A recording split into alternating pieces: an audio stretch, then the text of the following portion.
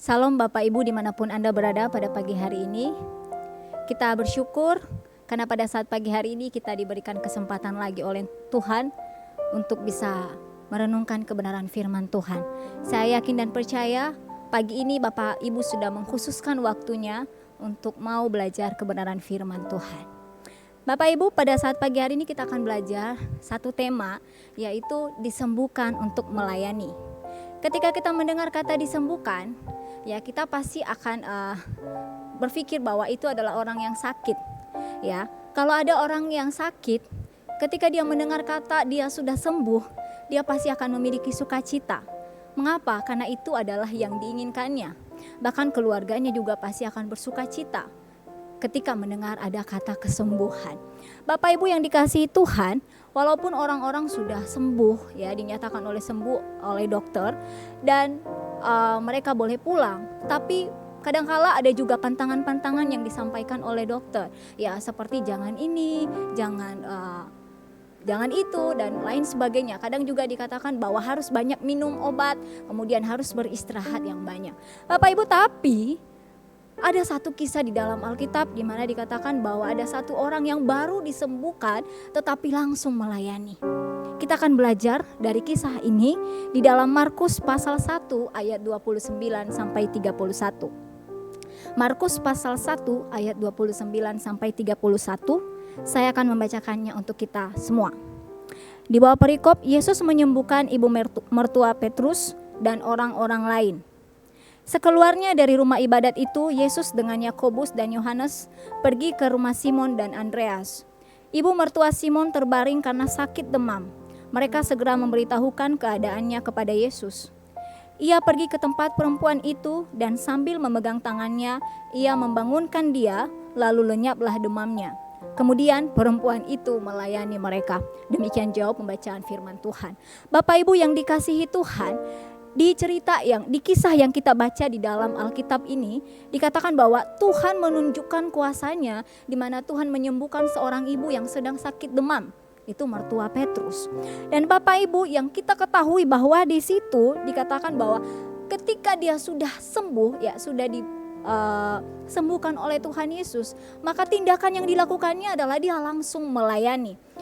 Ini kita bisa melihat bahwa tidak ada lagi jeda waktu, karena kita membaca di ayat 31, kemudian perempuan itu melayani mereka. Tidak ada jeda waktu yang dibutuhkan oleh perempuan itu untuk beristirahat karena dia baru sembuh. Tetapi dikatakan bahwa setelah disembuhkan dia langsung melayani.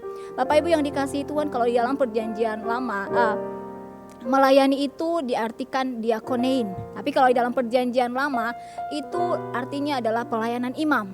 Sedangkan kalau di perjanjian baru itu pelayanan meja. Nah, di sini ibu ini membantu melayani Yesus, menyediakan makanan untuk mereka. Ini luar biasa sekali.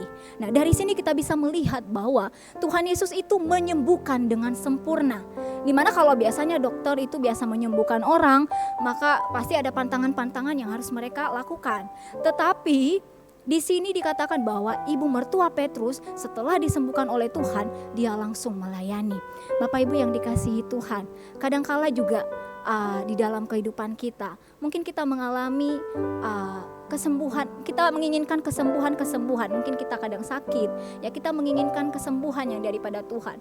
Tetapi jauh daripada itu, kalau kita mengerti arti kesembuhan, disembuhkan ini sebenarnya tidak hanya melulu pada orang yang sakit, tapi disembuhkan ini bisa diartikan bahwa orang itu lepas dari keadaan buruk dan ada perubahan yang lebih baik. Ya misalnya sering kita dengar, Tuhan telah memulihkan, Tuhan telah menyembuhkan ekonomi keluarga saya, Tuhan telah menyembuhkan keadaan keluarga saya, Tuhan telah menyembuhkan pekerjaan saya, Tuhan telah memulihkan tugas-tugas saya, kuliah-kuliah saya dan lain sebagainya.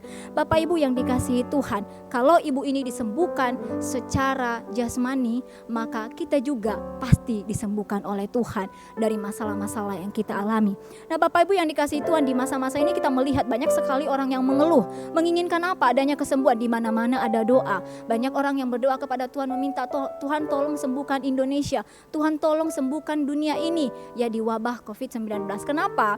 Karena banyak orang yang mulai merasa mengalami masa krisis, ya, di mana ekonomi, ya.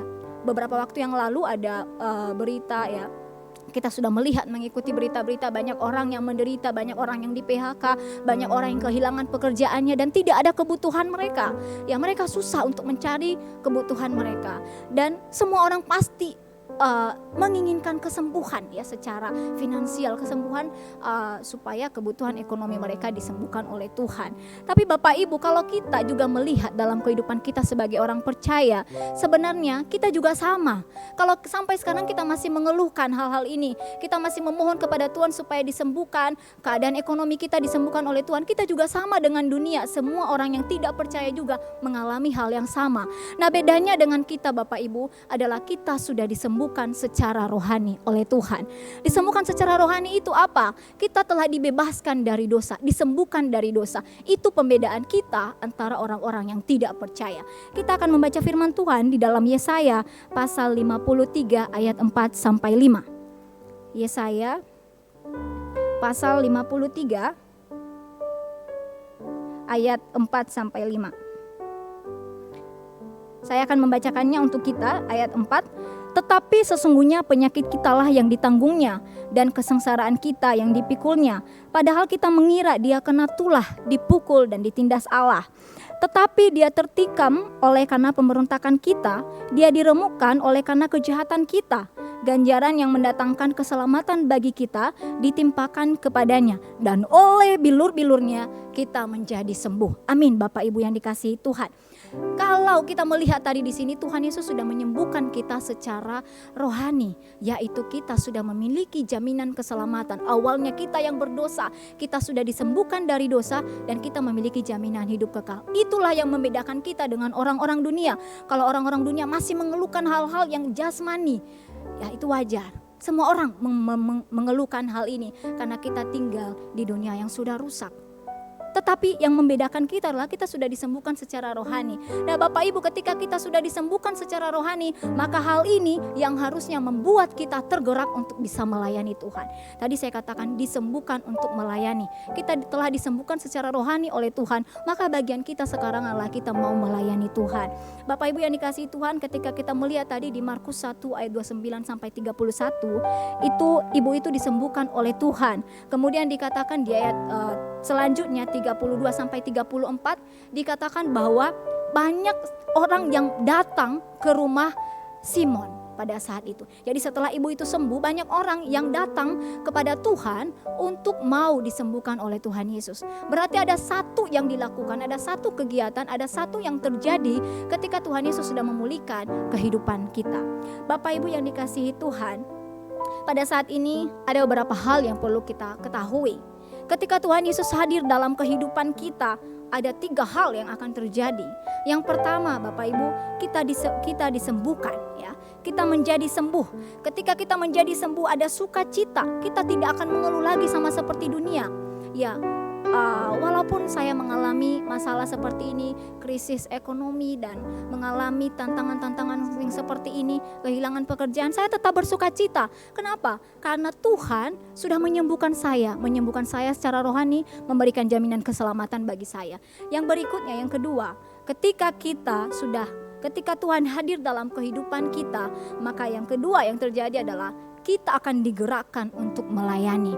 Bapak Ibu, di masa-masa ini sebenarnya ini adalah setiap kejadian yang terjadi, kita percaya bahwa itu terjadi atas izin Tuhan.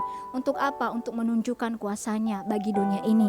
Dan pada saat ini ketika kita melihat ada pandemi, ada COVID-19 ini, kita bisa melihat bahwa sebenarnya bisa jadi ini adalah salah satu cara Tuhan untuk menunjukkan kuasa-Nya. Dan disinilah kita gunakan waktu itu untuk melayani. Ya, misalnya apa? Melayani, berbagi berkat dengan orang-orang di sekitar kita. Ya, beberapa waktu yang lalu ada teman yang berkata kepada saya, bagaimana kalau misalnya ada orang yang meminta pertolongan, mau diberikan makanan, tapi itu dalam waktu yang lama. Kemudian saya berkata, ketika saya masih punya, saya mau berbagi. Ayo kita akan menikmati berkat Tuhan. Jadi artinya Bapak Ibu, bukan pelayanan itu tidak hanya pelayanan di mimbar menyampaikan firman Tuhan, tidak. Bukan hanya sebagai pengurus-pengurus jemaat, tidak.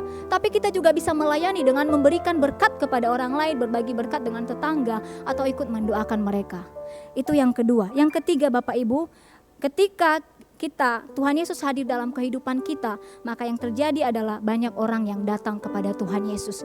Jadi Bapak Ibu, melalui kesaksian hidup kita, ketika kita sudah belajar melayani, maka banyak orang yang datang kepada Yesus mau menyembah Tuhan Yesus karena melihat kisah hidup kita. Bapak Ibu disembuhkan untuk melayani. Kita sudah disembuhkan oleh Tuhan secara rohani, kita telah bebas dari hukuman dosa, kita memiliki jaminan hidup kekal, dan saat ini mari kita memberikan waktu kita untuk melayani Tuhan. Biar Tuhan memberkati kita semua. Mari kita berdoa. Bapa yang baik, terima kasih Tuhan Yesus. Engkau begitu baik dalam kehidupan kami. Pada saat ini Tuhan, kami kembali diingatkan oleh kebenaran firman-Mu Tuhan, bahwa Engkau ajaib, Engkau luar biasa. Engkau bisa memberikan kesembuhan yang sempurna dalam kehidupan kami. Kalau kami bisa belajar dari tokoh Alkitab tadi Tuhan, yang Engkau sembuhkan dengan luar biasa. Setelah Tuhan sembuhkan dan dia langsung melayani Tuhan. Dan pada saat ini juga Tuhan, kami mulai belajar Tuhan, bahwa karena Tuhan sudah menyembuhkan kami secara rohani, Tuhan telah memberikan kepada kami anugerah keselamatan yang daripada Tuhan. Maka waktu sekarang ini bukan lagi saatnya untuk mengeluh Tuhan, tetapi kami mulai belajar untuk melayani sesama kami. Kami mau menjadi berkat bagi orang-orang di sekitar kami. Berdoa juga Tuhan buat jemaat-jemaat-Mu dimanapun mereka berada pada saat pagi hari ini. Biar juga Tuhan terus yang menguatkan mereka, memberkati mereka, memberikan kekuatan dan ketabahan kepada mereka di tengah-tengah masalah yang mereka alami. Biar mereka semakin beriman kepada Tuhan, semakin percaya kepada Tuhan. Terlebih Tuhan, melalui kehidupan mereka banyak orang yang datang yang melihat Kristus dan nama-Mu dipermuliakan. Terima kasih Bapa yang baik. Akhirnya segala aktivitas hari ini kami serahkan hanya dalam nama Tuhan kami Yesus Kristus. Kami sudah berdoa dan mengucap syukur. Haleluya. Amin. Selamat pagi Bapak Ibu, selamat beraktivitas. Tuhan Yesus memberkati.